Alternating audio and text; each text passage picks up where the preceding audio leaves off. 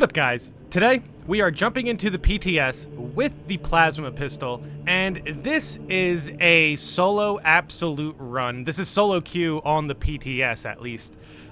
Regardless, on the PTS, it's, you're not going to find many players playing absolute at the moment.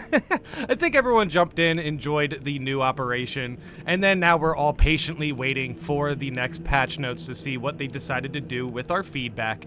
But there's definitely one or two runs I was still interested in doing, and doing a Prestige 4, like I actually built around being Prestige 4 here with the plasma pistol. Yeah, I definitely wanted to go for a Hive Tyrant run on Absolute to see how powerful the plasma pistol is on the Bulwark right now. And there's a lot of interesting perks. I mean, Overcharge is a really nice prestige perk to have with the plasma pistol.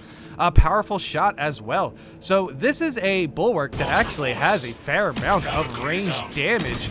And the plasma pistol is very impressive on the PTS. I have tried it out with the Assault class, but actually trying it out on the Bulwark feels really good because the Bulwark has a fair amount of support for it. Not to mention, with the Power Sword, I was going with fencing, so I wanted to make sure that I had some good gun strikes anyway, and the plasma pistol is a great alternative to the heavy bolt pistol, because in patch 7 we are getting the heavy bolt pistol for the Bulwark. So for now, the plasma pistol will get the job done as far as, very impactful gun strikes. In fact, the plasma pistol is likely better than the heavy bolt pistol.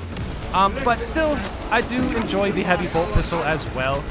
But yeah, on the PTS, I definitely wanted to go with the plasma because I seen Overcharge, and I really wanted to try it out solo against the Hive Tyrant to see how the bossing potential for Bulwark can be when it comes with their sidearm. Like, practically, the plasma pistol works as a primary weapon in this, basically in this operation. And also, those shots, as you can see, are very impactful. I'm getting executions left and right. If there's a room full of majors, we're definitely going to be able to line up a lot of good shots and get some executions here, as long as we land our parries. And the snipers, I do know I can block the snipers. I definitely should get used to doing that as Bulwark, but I just have such a habit of dodging them now because of how often the snipers can haunt my operations. I've kind of developed a sort of, basically a sort of a habit of just dodging them when I can. But yes, as I said, this is Absolute, so we do get in some rough situations here. And since I know this map very well, I do a good job at basically fighting when I need to. This is definitely one of those moments where, hey, you know what? That Bullwark can really cause some trouble here if he just decides to basically spam the spore mines whenever he can. But still, I have Intimidating Aura, and those parries are definitely very useful. As you can see right there, I was able to get basically a half of the mob cleared. The mobs that were actually, pursuing me, I was able to clear, but as you can see, we still have a large amount of, enemies to clear out in this room. So as soon as I found an opportunity to, basically just leave, I did take that opportunity. I do that quite a bit in this operation because the amount of elevators and doors you can basically just work around. Now, that said, sometimes it works in my favor, and sometimes it doesn't. So you will see some moments in this operation where perhaps maybe I could have been a little bit more patient. But this is not one of those moments. Any major that gets in my way is absolutely getting eviscerated. So at this point, I was able to just break up that little group there and just keep it moving. And I was pretty confident that I was able to teleport my bots near me as soon as I get to the assemble area. And yeah, basically at this point, I just figured, hey, let's make it into this part of the map. Everything kind of funnels in, and I can just use the plasma pistol. I can get some nice area of effect damage, and the parrying. I felt pretty confident that we were going to be able to fight through this mob at this area. Now, right there, that was kind of rough, right? Because I had a lot of contested health there. I went for the parry, but kind of overkilled that major, and that was definitely dangerous. But still, you see all these majors, and I figured, hey, I don't really have a lot of ammo, so maybe I should try to fight through this door with the parrying. I didn't want to get any parry gun strikes if the enemies were basically aiming at me, Also, this banner, obviously I am using Invigorating Icon in this run. And you know what? If I can use it in a solo run, I think Invigorating Icon is still in a very good spot. It's still likely one of the strongest perks in the game. Oh, look at this situation of that Ravener just creeping up right there. That was definitely a little bit creepy. And yeah, I'm actually playing really well fencing. Recently, I've been using fencing quite a bit. It's just because I've been using a lot of like different guns and stuff. I normally like having fencing, so I don't really have to use my brain too often when it comes to meleeing. That is, I guess, a skill issue. But still, see right there, you see Intimidating Aura. Well, honestly, it's mostly Intimidating Aura. Those parries are just super, super strong. And yeah, practically, as long as something is attacking me with something that is parryable, that thing is going to go down. It is so powerful. And I think it's in a pretty good spot for Bulwark because Bulwark, at least Bulwark was criticized for its DPS potential. But as soon as Intimidating Aura was buffed, we have not seen anybody say the Bulwarks don't do damage anymore. Oh, also, yes, I do have the damage over time effect for the banner. And I gotta say, I'm really enjoying that perk. It's a first, like, row perk as well. You can get it as soon as you're, like, level 6 or something. 6 or 7, 6, or maybe 8, who knows. Oh, but yeah, okay. So see that zone throw? That zone throw is in a good spot for me. I do not like seeing the zone throw so close. I do throw a crack grenade here to try to get it out. And we get swarmed here. We get swarmed here because I tried to get out of this situation with the elevator, but we have, like, basically my teammates are right here, and then, yes, that Ravener jumped at a really bad time. And yeah, there I'm just trying to get my contested health back. I have no idea what was going on with that. Maybe it was being blocked or something, but that was definitely a rough attack by the Ravener. I definitely should have been more aware of my surroundings, but nothing Icon won't fix. And now, as you can see, I do have a lot of, basically support items. I do have a Guardian Relic and 2 stims now because at the middle point of this operation, they just basically throw resources at you.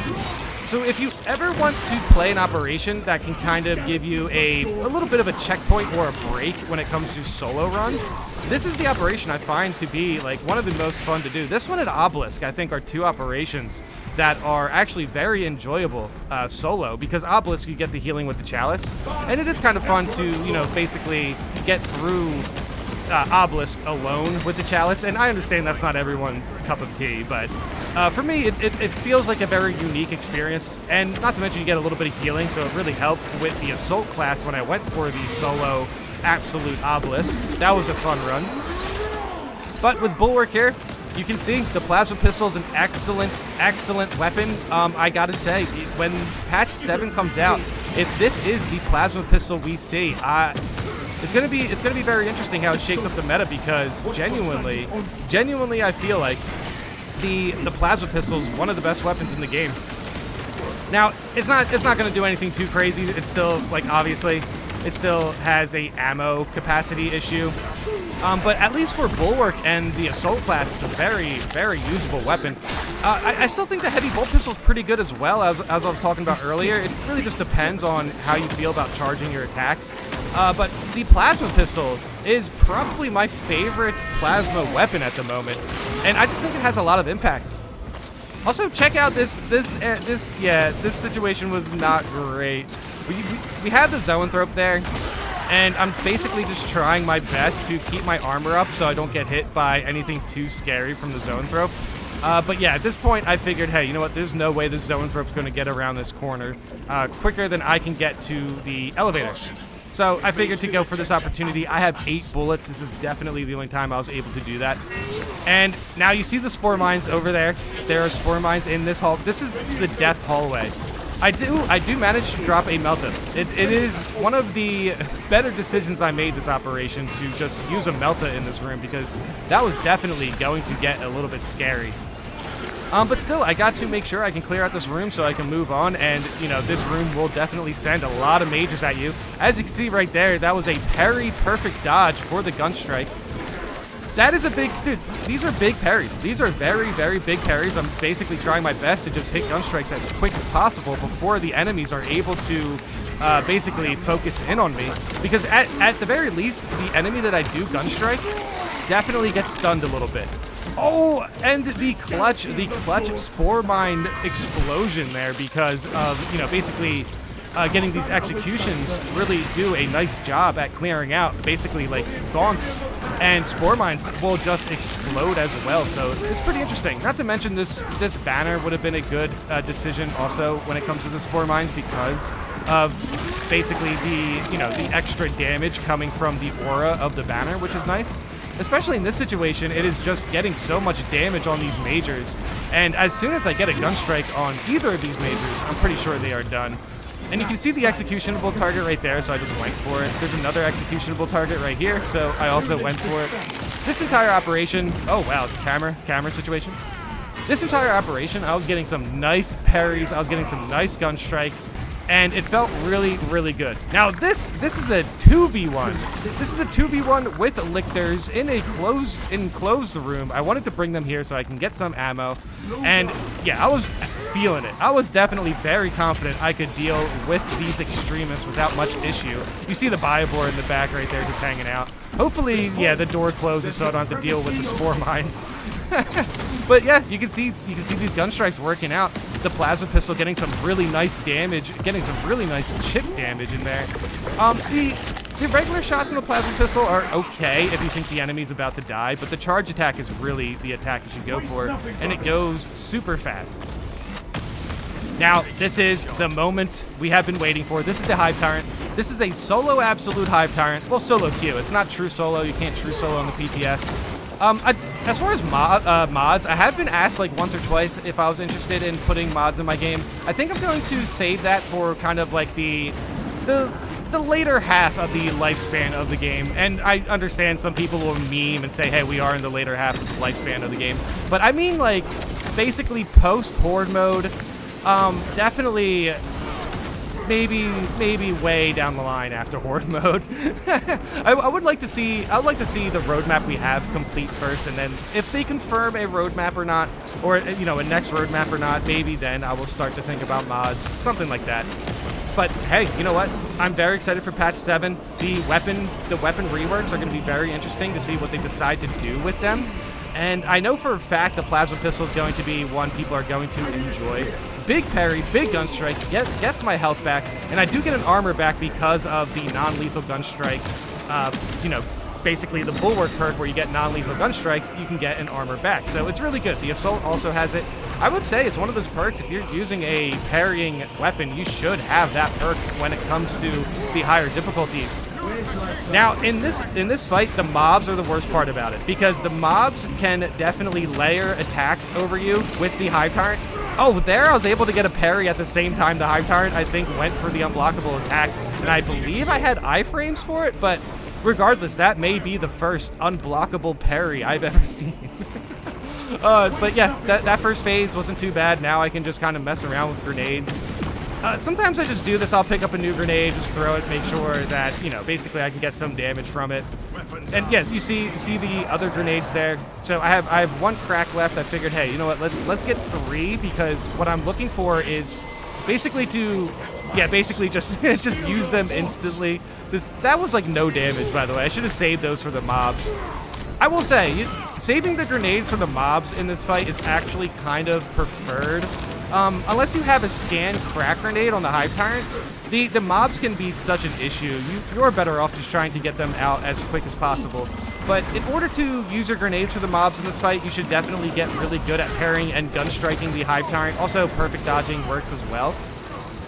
And this is one of the rare moments where I have more health than the bots. I do have the Assault and the Sniper bot here, which is actually not too bad with Bullwark. The Sniper, I'm sure, was doing a lot of damage throughout this operation. But yeah, as you can see, this Hive Tyrant is having a rough time landing attacks on me. I still have 2 stims. I still have the Guardian Relic. I was feeling pretty good. We have him below half health, so I went for the banner here for the extra damage. And it does do a nice amount of chip damage here, and also helps me deal with the mobs a little bit. So there's a little bit of crowd control going on with the banner. That's a good banner. That's a good banner. I didn't really need the healing because, as you can see, I have a Guardian Relic and a stim, so I figured, hey, any amount of health that I get from the banner is going to be worth it because I can still heal myself anyway. And yes, We got rid of the Hive Tyrant on Absolute. This was solo without much trouble at all. With the Plasma Pistol and Intimidating Aura and a nerfed Invigorating Icon, I was able to stay full health practically throughout the entire operation. And yeah, that is over 20,000 damage with the Bulwark. Very, very good. Very, very good run.